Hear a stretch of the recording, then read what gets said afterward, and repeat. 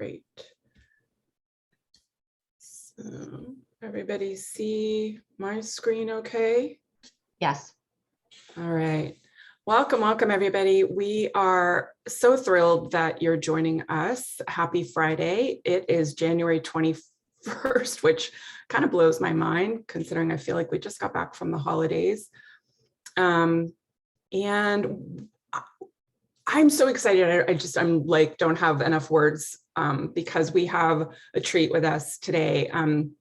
Tammy Morrow and Anna Harms are our exemplar today that are going to be sharing how they're designing and incorporating effective mental health data points within their evaluation plan. And so I'm just excited that we're going to be talking about this.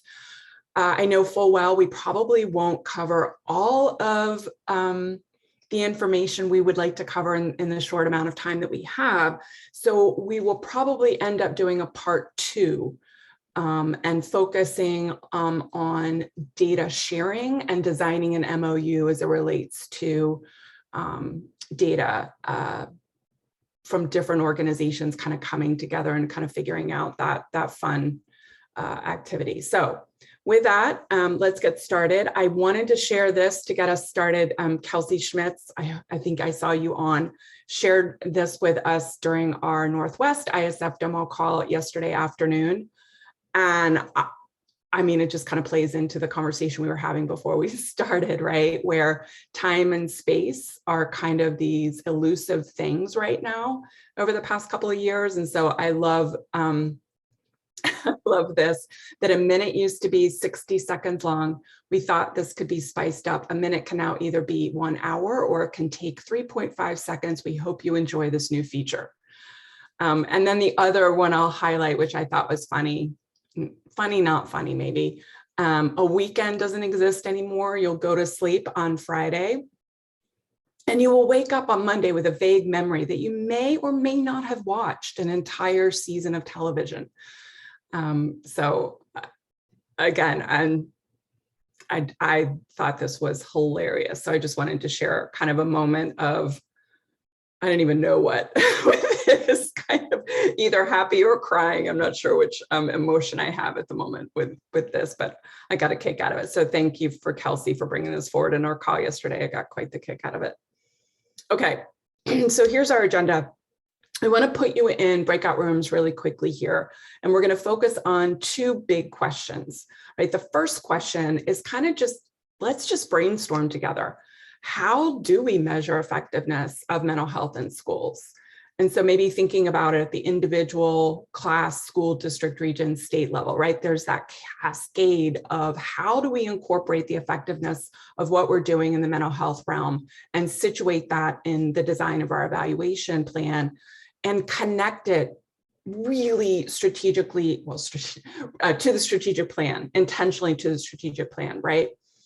So we're going to start with that big question, right? And we'll just do kind of a brainstorm in our small groups. And then we're going to come back, we'll do a report out. So make sure you identify a note taker and somebody that will do a quick summary of your big ideas. And then we will go into another breakout and we'll talk about ways that you're incorporating some of your mental health data into your existing evaluation plans, and recognizing that we've got people here at the state level, the regional, district, and school level. So you'll have different notions of what that looks like based on where you are in the cascade. So we'll talk, and then we're going to hear from Michigan. And Tammy and Anna are going to walk us through their approach and share some of the big ideas and resources with you. So with that, let's get quickly connected. We have 45 people on this afternoon, and I'm really excited about that. But we wanted to share this with you today. I was listening to NPR and listening to some recovery efforts from a natural disaster that occurred, I guess maybe, it's been a while. It's been a chunk of years. I feel like 4 or 5 years. Joplin, Missouri had major tornado impact the entire community. And one of the things that happened was a clinical psychologist was working with them and had done this in other cities and towns and communities that had been impacted by natural disasters. And they wanted to set up kind of a friend or a peer kind of network and move beyond just this question of how are you doing, right? And even though we're like leaning in and we're wanting to hear more and we want folks to kind of really tell us, our society is built on I'm fine, I'm good, let's just move forward. And we don't really connect with that specific emotion or take time to really deepen our connections with one another when the question is asked. So I love that they started getting beyond the I'm fine notion, right? So it's instead of saying, how are you? They now say, how's your five? And it takes a deeper dive into how is work going, right? How are you employed? Are you satisfied? Are you working too much or too little? How's your love life? How's your family? Do you have relationships that are strained? Do you feel loved by someone? Are you doing a good job of playing, right? Taking time and having fun and doing the things that bring joy to your life? Are you sleeping okay? Do you have trouble going to sleep, staying asleep or waking up? Or if you're like me, sleeping like 10 to 12 hours this week, and I'm not sure why. And then are you eating okay, right? Are you eating too much, too little, the right things? And what does your consumption level look like? And so one of the things they found is that it really is creating deepening connections. And so while we talk about building capacity, I think our notion of that is really to take a deep dive into skill development when we think about building capacity. But there's another place where we can incorporate really simple techniques to build capacity for everybody to feel like they're taking care of their community and they've got the words and kind of the questions to ask so we can deepen our relationships with people within our community. So I thought I would share that with you today. And then I thought, if you wouldn't mind in chat, letting us know how you are and maybe picking a category. If you don't feel comfortable doing that in the space, that's totally fine. But like I said, I feel like this week I am more exhausted than I've ever been, and I'm not exactly sure why. I was lucky enough to visit Washington State and meet with Kelsey and her team at the Smart Center this week. And so it was amazing to be in the same physical space as everyone, but did that cause exhaustion because I'm just not used to being in a physical space with other human beings right now? I'm not sure exactly why, but if you want, I'd love to hear what's going on with you this week. And if you want to come off mute, that's fine too, but we'd love for you to populate the chat.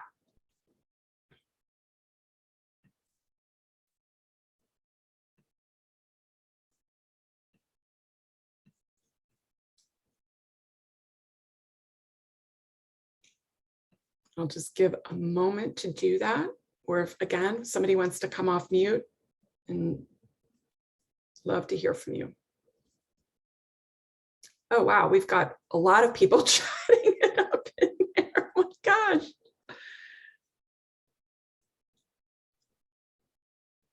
I've got 99 messages that came through. Is anybody else seeing that?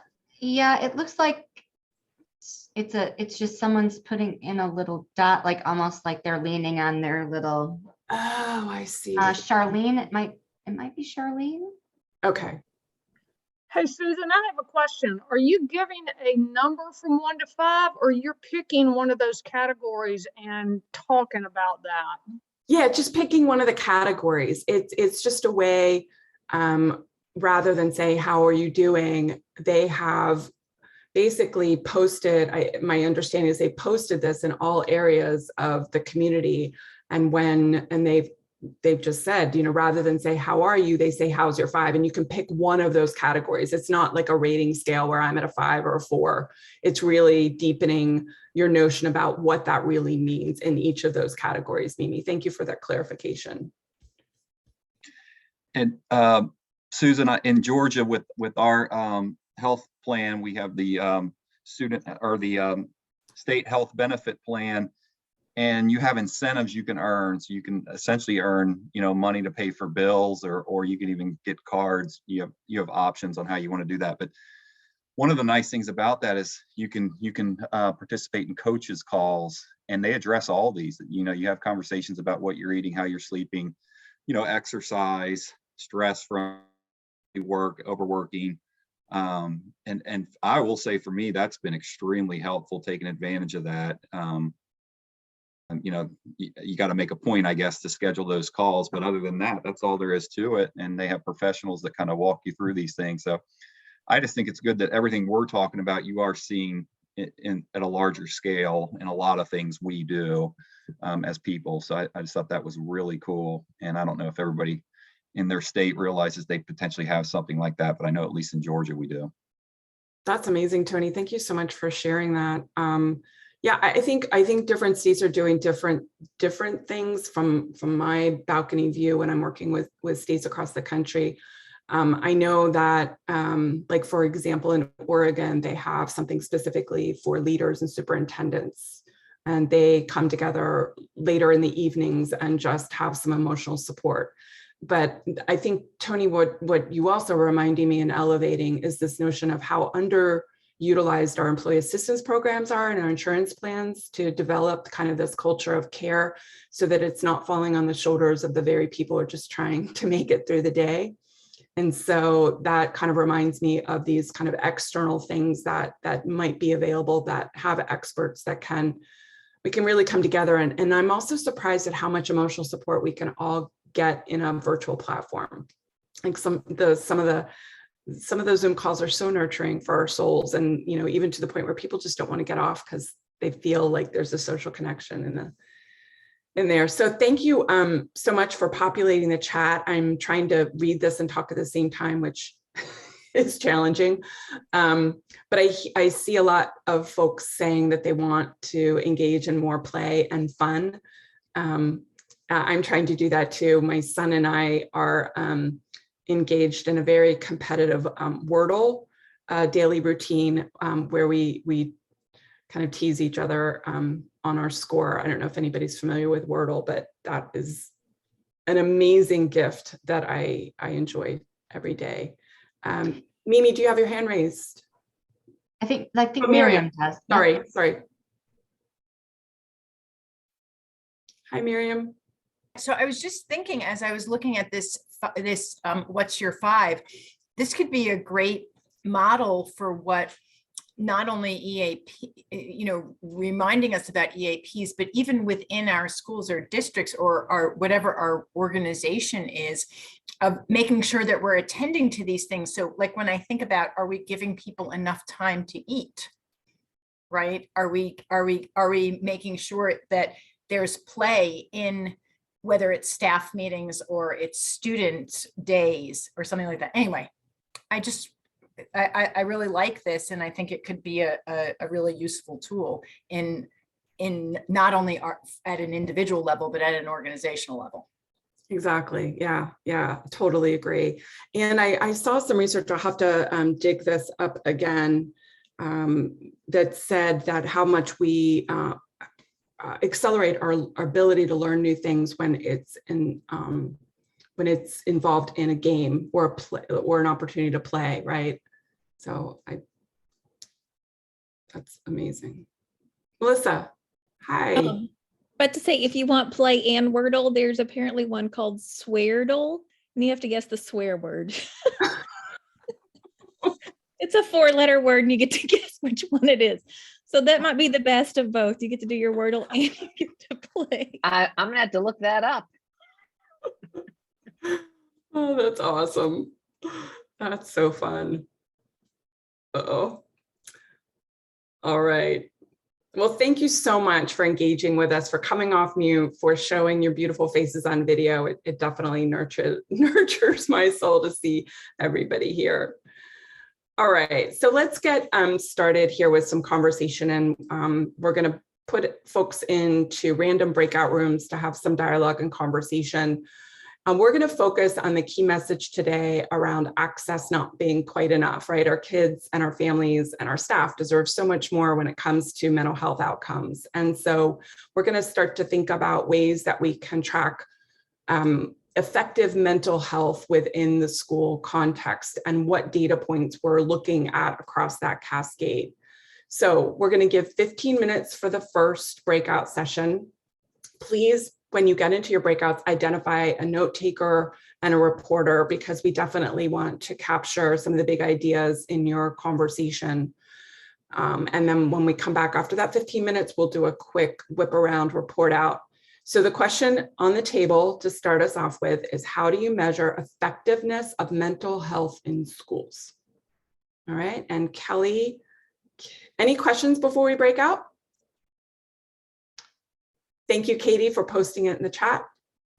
Susan, how many rooms would you like? We've got about 45 people. I'm not sure how big or small you'd like them to be. Maybe, maybe 5 rooms, maybe? Yeah, let's do 6. Okay. Awesome. Thank you, Kelly. All right.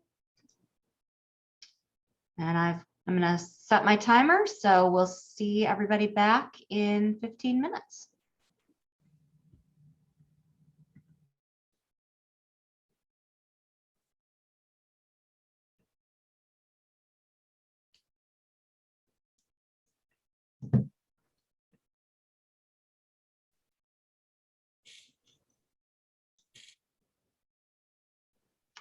Welcome back, everyone. Thank you. Oh, there was officially my timer. Let's hear a little bit of reporting out, if we could, please. Just a quick summary of your discussion would be fantastic, and open to volunteers from any of the rooms. Kelly, I can go from our room. I'm not exactly sure how to summarize. So what I was thinking, I would just share what we came up with. Is that okay? They don't Sure, kind sounds of all, great. Okay. So we came up, well, I think we want to preface this with 2 pieces to consider. And the first one is that all of these have their own issues and they're all at risk for being misinterpreted. So we have to be really cautious of that. But we talked about universal screening. There's a certain place that has a school mental health tracking system by service provider, and they use a Likert scale to talk about, to demonstrate outcomes, statewide surveys, using a map that shows areas in rural, like using a map that shows hotspots in rural areas where services are being provided, which then it gives you information about where the needs are. Caregiver needs assessments, like healthy living assessments, early warning tools around graduation we talked a little bit about. And we talked about wraparound is a way, you would have individual student data for kids who have wraparound plans, including their perception of their mental wellness would probably be included in that. And then we had a conversation about programs like Gaggle, where you're measuring students accessing information about violence or about suicide. That's what we came up with. Did I miss anything, anyone from that group? It's room 2. Thank you. All right.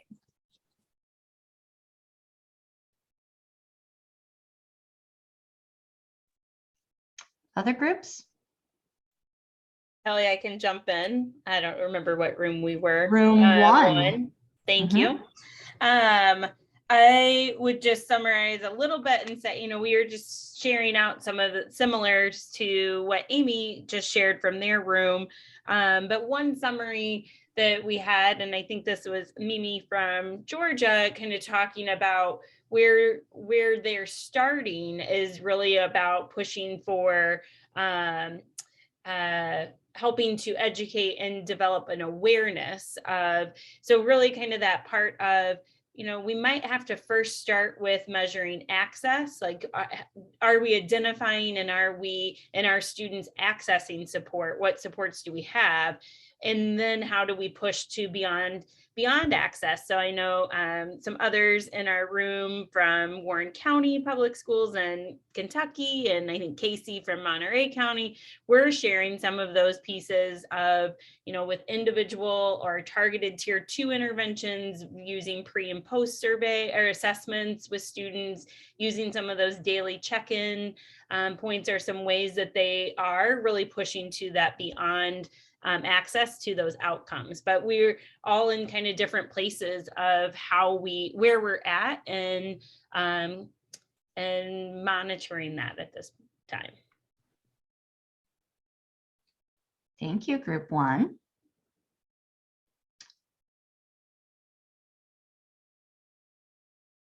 Others, maybe we can hear one more group. Yeah, go ahead, Patrick. Okay, so we talked a little bit about a couple different approaches. One, we did talk about universal screening, which in Boston Public Schools occurs through the BIMAS screening tool, and that's used to link to tier 2 supports.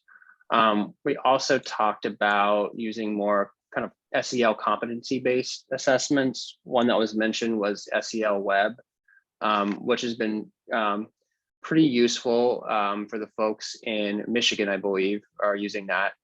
And then kind of across all the folks in our group, we noted that there was a pretty large gap between the needs identified, especially when we look at like internalizing behaviors, things that weren't detected before, and our ability to provide services for those students based on workforce shortages. So there's a lot of, concern about knowing that we have this great need, but finding the mental health professionals that are trained to service the need. And then let me see if there's anything else. Yeah, and then just tons of variability in terms of how schools and districts are using it across the different states that we're reporting from was another theme. Thank you. These sound like great discussions. Is there anything from room 3, 4, or 6 that hasn't been said that you'd like to add?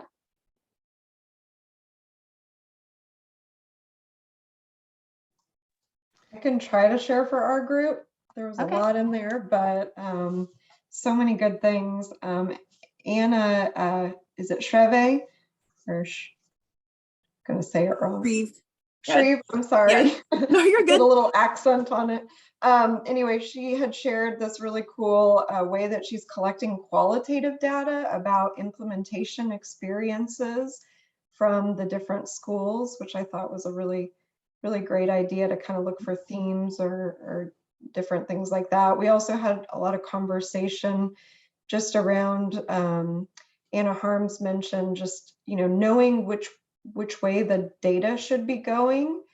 And I was thinking of that in terms of even like implementation stages, what stage you're in might matter in terms of what data direction.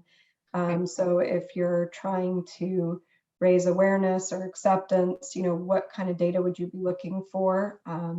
So yeah, had a great conversation. This is a savvy group here on a Friday.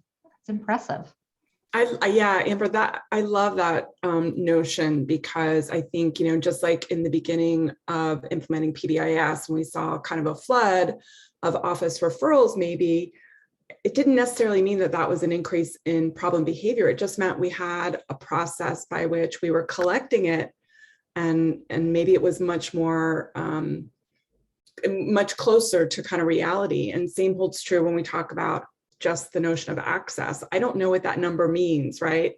And yet that for many people, that's the data point they hang their hat on. But there's so much to unpack in that. So I love that you brought that forward. Thank you. I don't know. Oh, there you go. Go ahead, Tammy. No, that's okay. If you want, I'll go ahead, then you can add one. That our group said lots of things that all the other groups are citing, but one of the things, Trisha, I thought talked about the behavior feeling survey for that gets at mental health functioning, and it went out to parents and students. And what I thought was really nice is that it was a progress monitoring survey that was done, I think, pre-post, and then but also during the intervention as well. Trisha, was that you that was speaking about that?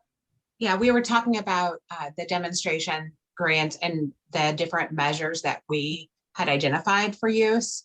I loved the conversation kind of after that where we started talking about, someone in our group mentioned using tools like Panorama, etc.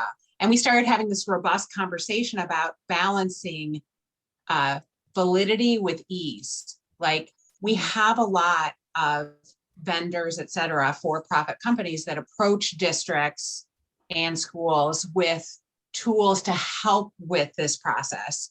But there's always that concern of, are the measures and the systems valid?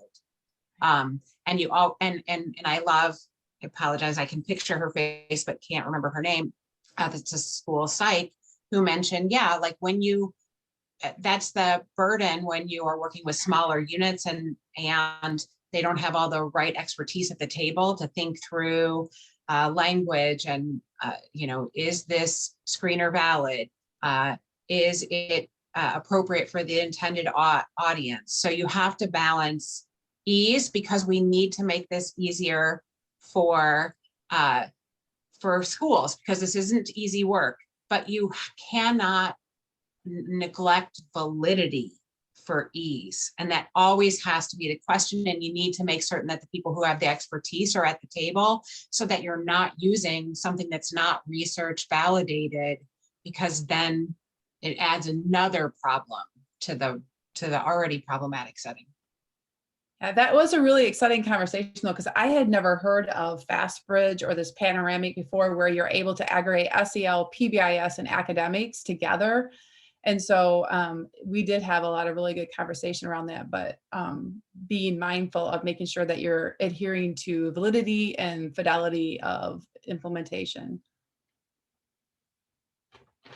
And, you know, I think of all of these things and thinking about using the Hexagon tool as we identify what are the sound measures that we, you know, the ones that have the psychometrics behind them. And I don't think, you know, I think the Hexagon tool can be used in so many different ways. And I don't think a lot of people are doing it in this space, especially when they're setting up really big contracts with these companies. I think we have to be really cautious and careful about entering into these partnerships. And maybe we get into that during our next time when we're talking about data sharing and the use of data when we're sharing it with a corporation, and how we're data sharing with community providers who have different regulations that they, right? So that it gets really complicated really fast. But I just think about the Hexagon tool while we're thinking about it in this context.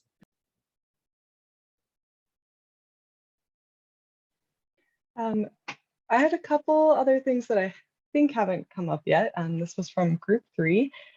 We talked about, in terms of monitoring student outcomes, progress monitoring, and then eventual improvement. We talked about a time out of class form being something that was pretty easy to use and helpful. Also breaking up student data. If you're looking across schools, you can also, you know, categorize them based on what the school system like TFI or school mental health QA data looks like, and are students progressing faster, responding more in schools that have more advanced installation. And then having student or parent or teacher exit interviews after completing an intervention. We're all good ideas from our group. Anything else from group 3? Okay. The other thing we were talking about was use of staff time and monitoring how staff, are they spending their time getting to do more tier 1 work versus tier 3 work, and keeping track of that and looking at what kind of capacity building is needed for this staff to be able to do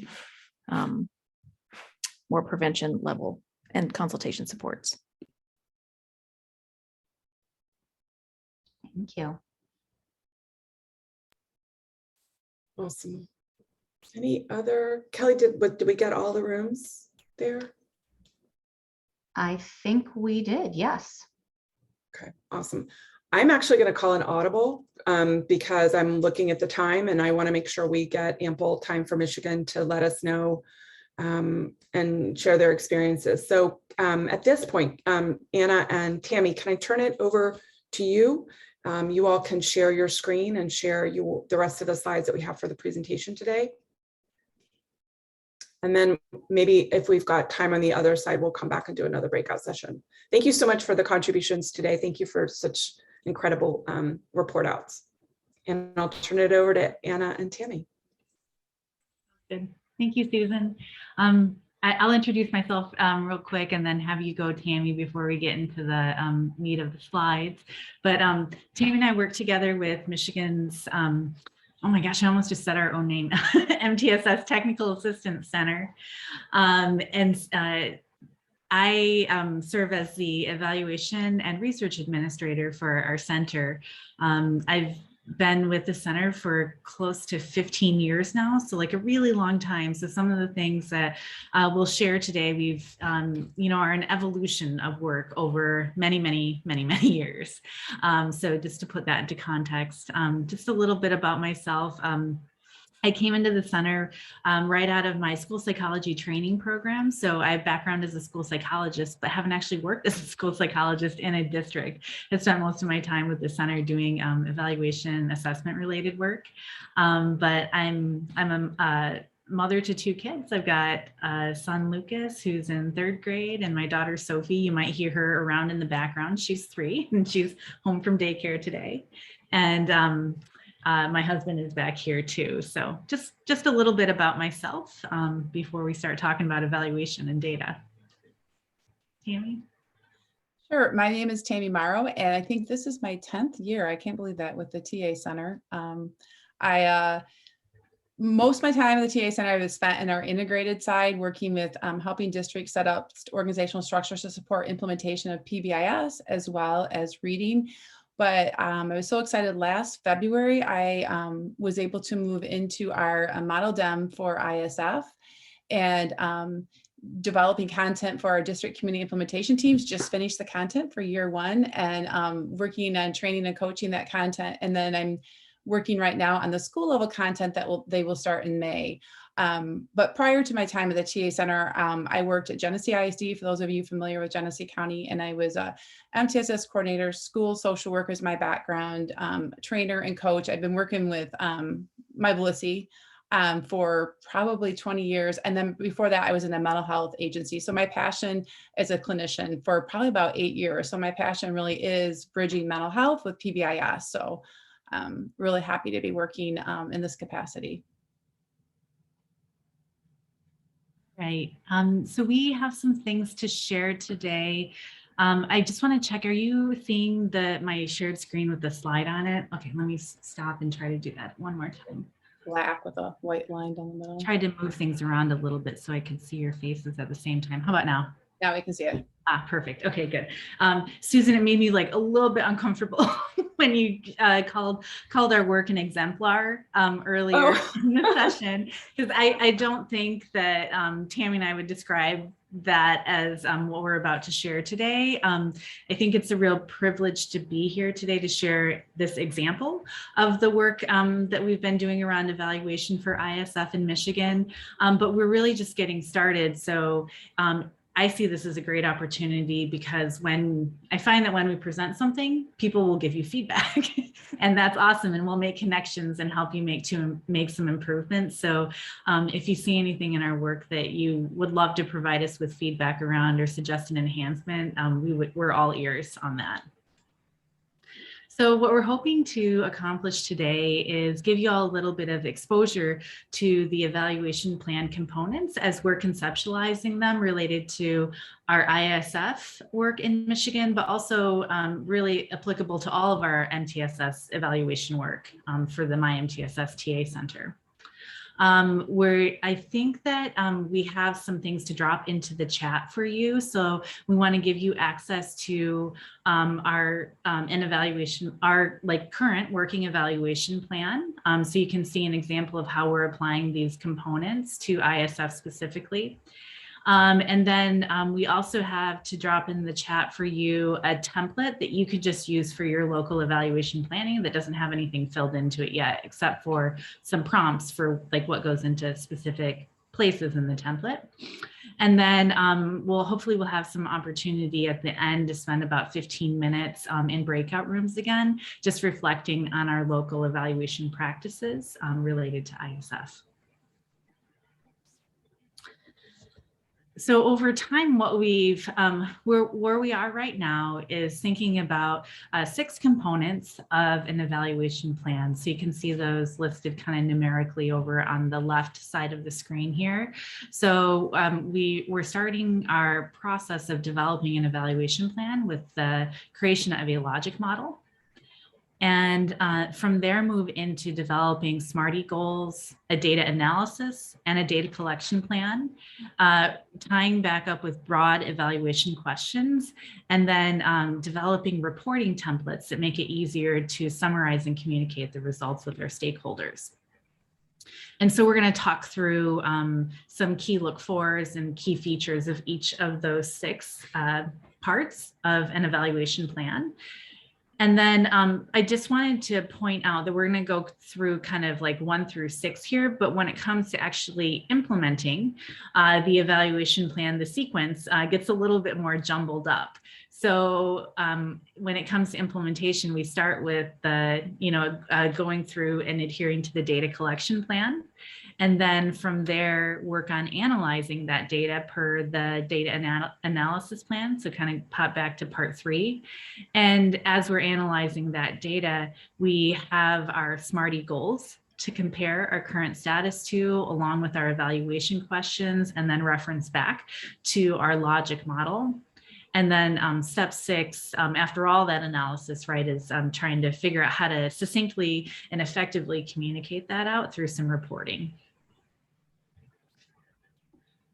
One thing that we are not, it feels like we're just never far enough along with, but we are striving to achieve, is ways of centering equity in our program evaluation. So as we get more underway with our ISF evaluation plan and actually implementing it, these are some things that we're working to try out more and more, which is elevating more voices and perspectives within both the evaluation planning process and the implementation of that evaluation plan.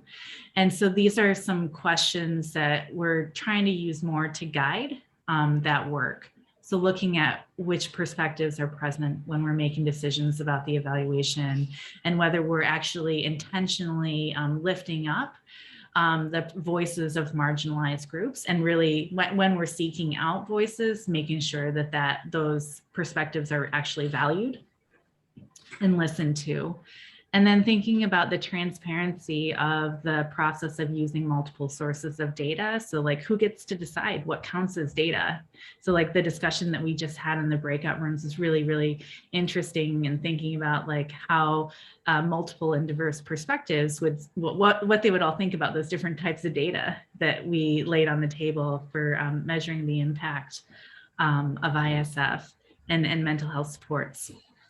Thinking about who contributes to the data. Is it students themselves? Is it primarily teachers or educators? Are we involving families and other community stakeholders? Which is like a huge shift, right, with our ISF work. And then thinking about who decides what those standards or goals are, and where we're actually, when we're setting those goals, where we're saying the onus for change is falling. Are we stating goals in a way that makes it seem like the onus for change is on the students, for example, versus the adult and like the support providers? So it's something we're trying to get better at. And so if you all have really wonderful mechanisms that you've started working out, like Anna Shreve was describing in terms of gathering more voices and implementation stories, like these are awesome things that we'll like take and try out. Let's see. Okay, so I haven't been looking at the chat, but I'm thinking that maybe some of our resources have been going in here. Perfect. Okay, so when you look at the template for the evaluation plan, the first thing you'll see there are some prompts for the logic model. And so we're using just this very traditional type logic model that's asking for inputs, outputs in the forms of activities and participants. And then 3 variations of outcomes. So short-term, intermediate, and long-term outcomes. And so you'll see our example of how we're conceptualizing a logic for our ISF model demonstration in Michigan. That's in one document. And in the other document, you'll see some of these guiding questions. These guiding questions can then be used as you're working with a team to shape up your logic model and your evaluation plan. The next thing you'll see in the template that we provided is a process for generating some SMARTY goals. So we've started being intentional about adding that E at the end for equitable. So Tammy's like nodding. We added that. This past summer, we took a look at some of the goals that we had previously written in our ISF evaluation plan, and we intentionally took another sweep back through those goals and looked at the extent to which you could tell that there was intentionality around thinking about that last part E, and whether those goals were designed intentionally to be equitable. And there's still a lot more work to be done there, right? Like working with our districts and working with students and families and other service providers to look at from their perspectives, whether we're meeting that SMARTY framework as well. But we probably have too many goals in our ISF evaluation plan. So I don't know if it's a model for being efficient there, but our tendency is try to want to achieve it all. So you'll see that, and you might have some feedback for us on where we might consolidate. But one of the things I will point out that we did differently with our ISF evaluation plan than we've historically done with other programs that were MTSS programs we're trying to evaluate in Michigan, is that when it came to looking at like the long-term outcomes, so the impact on students and families, historically we have said like, 80% of schools will see, like a 50% reduction in their discipline referrals, or, we'll have at least 90% of students scoring in low risk ranges on a universal screening tool, or things like that. And we've named specific assessments and outcomes that we hope to achieve. But what you see in our example that we've done is we tried to be more loose about it and just get at the big idea, is that we want schools to be able to tell their story around ways that they're seeing an impact on student outcomes, on family engagement, on attendance, and mental health and things like that. So we kind of named the bucket of what we're hoping to impact, but we're hoping to provide more flexibility and more local decision-making around how that impact actually gets demonstrated. You'll also see in our template this part for a data analysis plan. So just an upfront, and in the development process, we start here with the analysis plan before we develop the data collection plan, because we want to really think through, given our goals, given our logic model, who are the different teams who actually need to look at different parts of data to make decisions. And whether that's resource allocation, shifts to the program implementation, things like that. And then we kind of swipe from there, move on to outlining what data are going to be collected. Because it's possible that right here in this step, we say, wait a second, I think there's like a whole chunk of stuff that we thought we might need to collect that we actually don't need to put onto people's plates. And so then that can get eliminated from the data collection plan. So these are just sort of kind of like detailed schedules, I guess. But it's more than a schedule. It's more than just saying what the assessment is and when it's going to get collected. We're also trying to outline the parameters of a brief overview of what that tool provides. More specifics around like how the data get gathered, entered, where they go, and then who's responsible. I'm going to pass to Tammy for a minute to talk a little bit about one way that we've conceptualized a little bit differently and put into a different format, both the data collection and the analysis plan. So for our districts that we partner with, we use an alternate form to the data collection and analysis plan for our districts because it's a lot more user-friendly and it provides significant more details for our districts.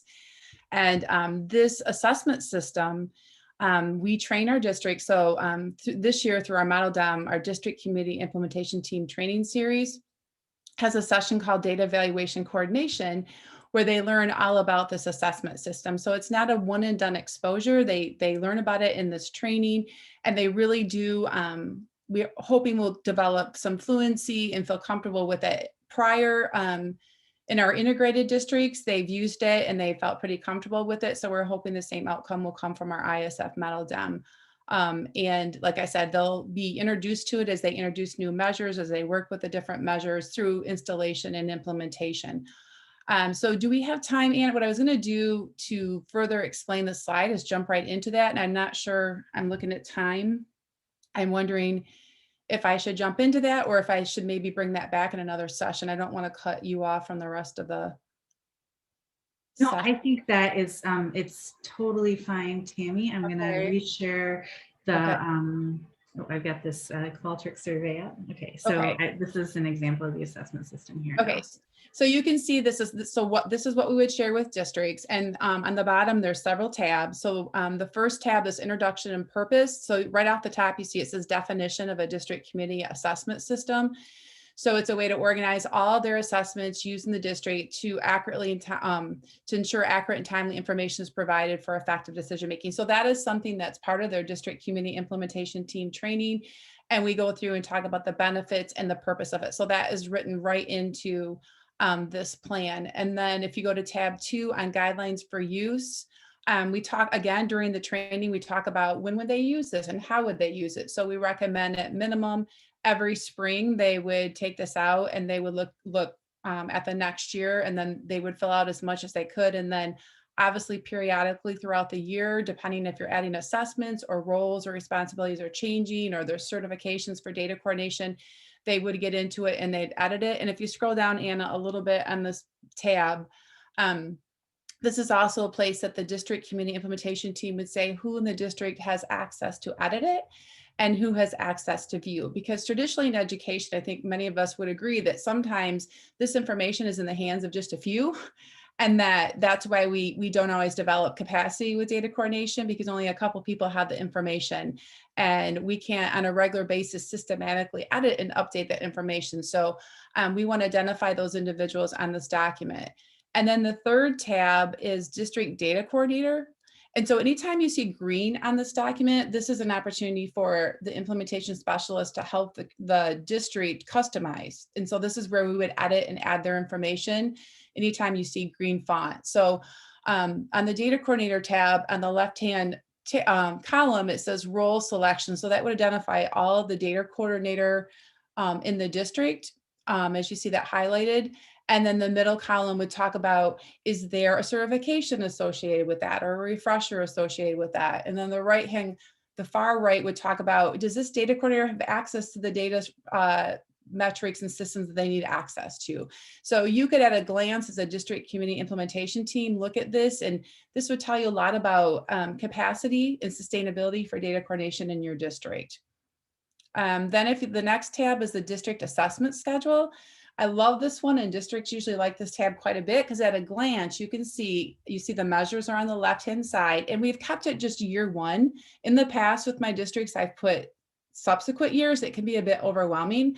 So I like to just have the first year for the district to look at, and then like this spring, we'll be adding next year's assessment schedule. But you can see all the data sources, and I'm going to go through those data sources in a moment. But like I said, at a glance, you can see every month what the district's going to be assessing. And then the next tab is our district capacity tab. So in Michigan, or in the TA Center, we use what's called the district capacity assessment, the DCA, to measure capacity to ensure that the district has the organizational structures in order to engage in installation and implementation with their schools. And so on this graphic, the top part of it, you'll see it has the measure, and then it says which level it's impacting. If you go over, what type of decisions are coming from this measure? Is there a data coordination role or certification associated with it? And then is there a criterion or score? So the first one is the DCA. And then within our DCA, there's several items in the DCA that you can go a little bit deeper and pull out more information. So you see below that our training effectiveness data. So like when we train our trainings at both the district level and the school level, we collect training effectiveness and that district uses that as well as our TA center to inform, content delivery, coaching, things of that nature. And then there's coaching effectiveness data, communication effectiveness data. And at the bottom of that is, we also have district community installation checklist data. So at the conclusion of every training, we have just what it sounds like, a checklist of like, this is what we have to do. And it either says complete, in progress, or not started. So that's another way for districts to monitor their capacity. And it helps us as their coaches to know what type of skills or supports we need to provide to get those things from maybe not complete to complete. And then at the bottom of this tab, this is where you get in, you see that green again, and you're able to really edit and customize that for the district. So the first year or so as implementation specialist, I would administer the DCA, but eventually we want that district to have capacity for data coordination around the DCA. So this is where we'd actually get in and say, who is their DCA facilitator? Who's their note taker? What are you going to do with the information from the DCA? There's questions about action planning and things like that. And then the rest of it just scrolls down to the different items of capacity that I just referred to. The next tab is ISF implementation at the school level. So you see the two measures on there that we're using for our model DEM is the ISF II, and they will be administering that as a baseline the first time this spring, all 3 tiers. They haven't done it yet. And then the TFI, which they're just getting ready to administer again. And then you can see again, just like the capacity is the same type of process. It looks like what schools, what type of decisions do we look to gain from this? Is there a certification or criteria? What's the threshold or criteria for those measures?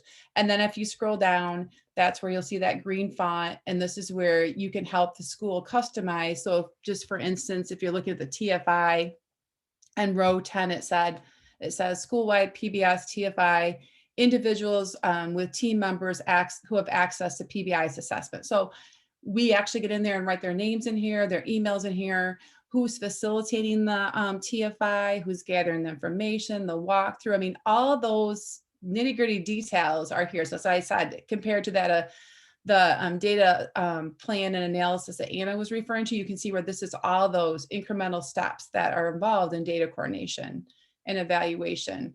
And very user-friendly. The next tab, just a couple more here. We don't want to forget about the community mental health. So we've created a special tab for them for implementation. So we are working right now with our model demonstration, community mental health, and identifying their implementation data metrics. And so we will add those to this. And then the next tab is ISF impact. And you can see that in Michigan, we use the MyFi, which is perception data for grades 7, 9, 11, discipline referrals, Swiss, the school climate survey is an optional survey they could use, or their universal screener. Those could all be impact measures. And then again, the bottom of it where you see that green font, you can go in and you can actually put all those incremental steps associated with each data metric. And particularly with Swiss, there's lots of like specific steps there that you can document in one place. And then the last tab is the impact for community. So you want to add their data. So you can see it's like a one-stop shop for districts. I mean, we've gotten a lot of really positive feedback with districts within our PBIS and integrated. So I'm hoping that we see the same positive response for our ISF model demonstration. So I know I went through that really fast and furious. So I don't know if anyone has any questions or thoughts.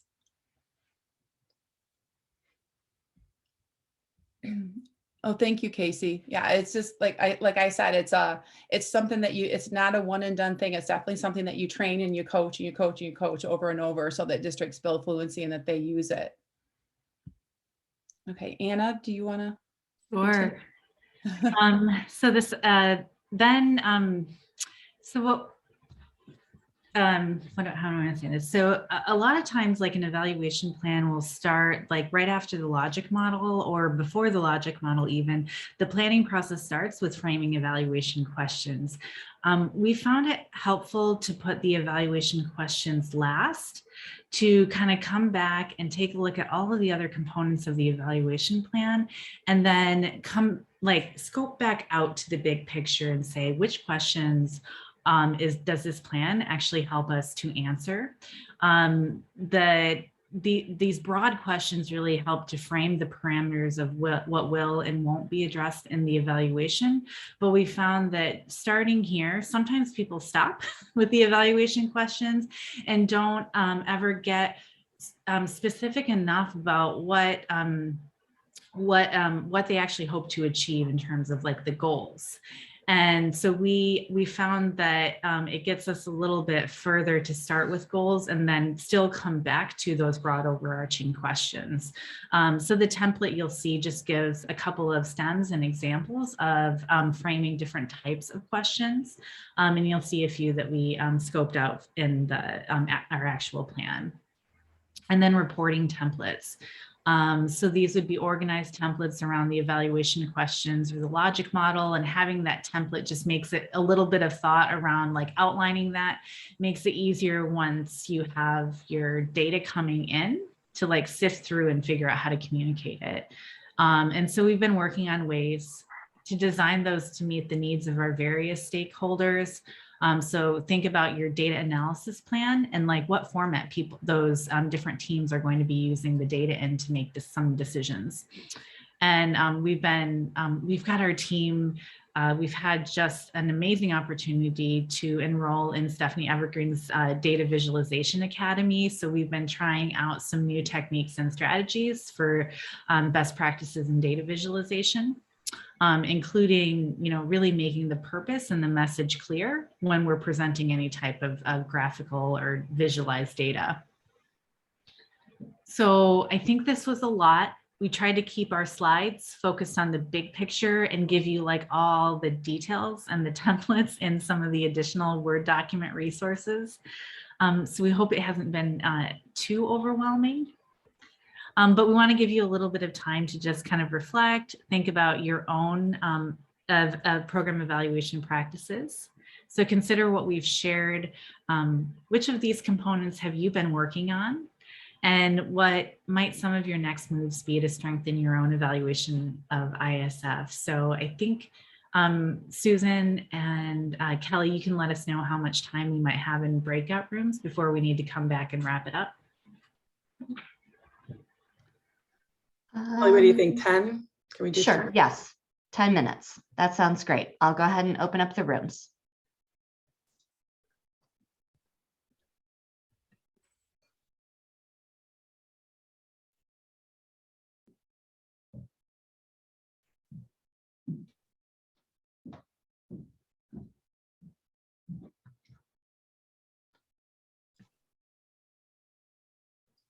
Man, we hated to end that conversation. I'm sure you guys were just getting started. So we will definitely, in our next meeting, continue this conversation because there's a lot to unpack.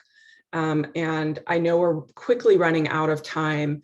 So if you have things that you want to share with the entire group, if you could just use the chat feature and highlight maybe a couple of things that you want everybody to know, or maybe a question you want us to focus on during our next PLC. So we'll just have you engage with us in chat. Anna's sharing that Excel document, the assessment document that she just took us from, that really scripts the moves for district community leadership team, and will definitely be a technical assistance resource. So thank you so much to Anna and Tammy. Holy cow, that was amazing. A couple of things to note. Anna did mention that they have been involved in this work for 15 years, right? So I don't want you to think that this happened overnight. They had a strong evaluation system. The critical thing for me that we wanted to highlight during today is that they're not setting up a separate mental health evaluation structure. They're pulling it into their MTSS work. And that's a really important consideration as we think about alignment, because if we're going to align, we have to consolidate those teaming structures and ensure that the data systems are also integrated, and that will better enable us to fully integrate the work that we're doing across the board. So that was one thing we wanted to highlight. The second thing is, this seems like a daunting task for all of us, right? They walked us through a lot of information, which was awesome, but I'm wondering how we map this data and evaluation process on not only to the phases of implementation and thinking, being able for a system to identify where they are in that phase and recognize what they need to focus on to make it more realistic and feasible.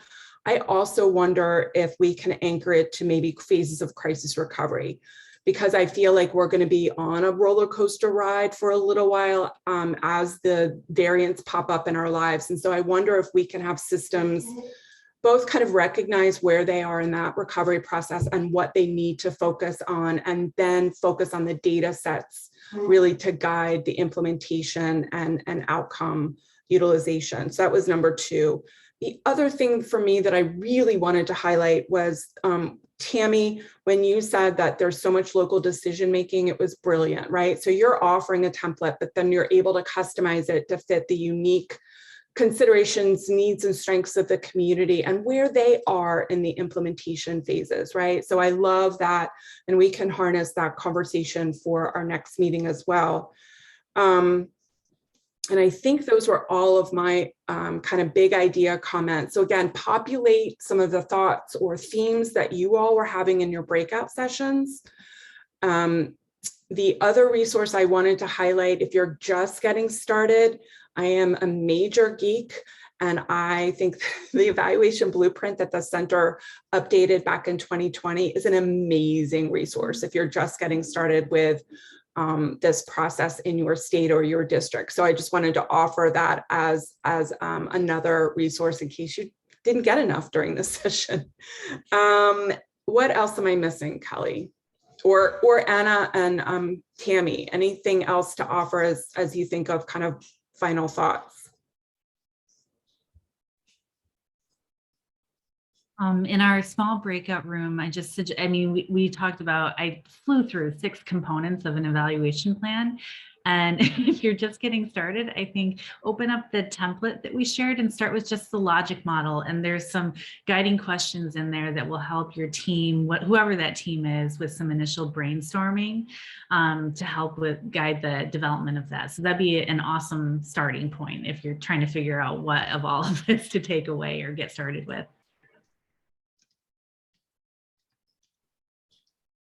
Thank you, Anna.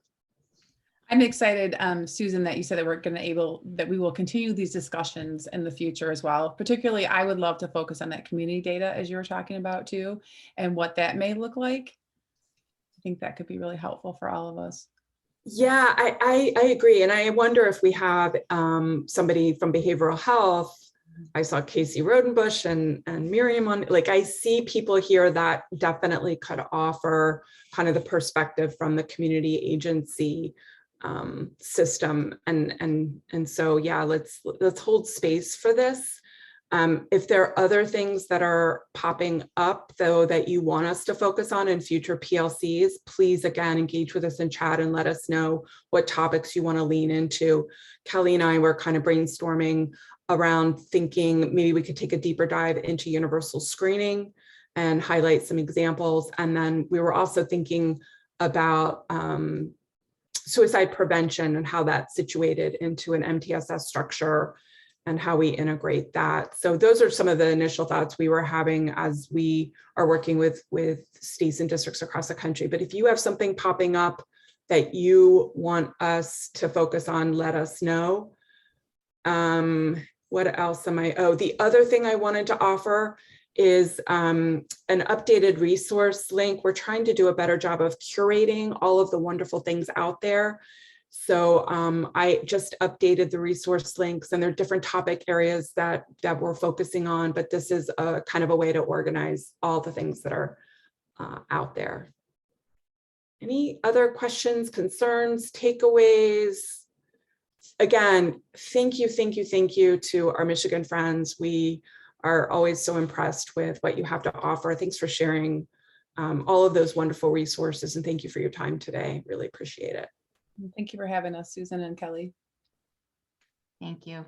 Take care, everybody. Type your suggestions in chat before you go if you have them, or email me later. Thanks, everybody. Have a great weekend.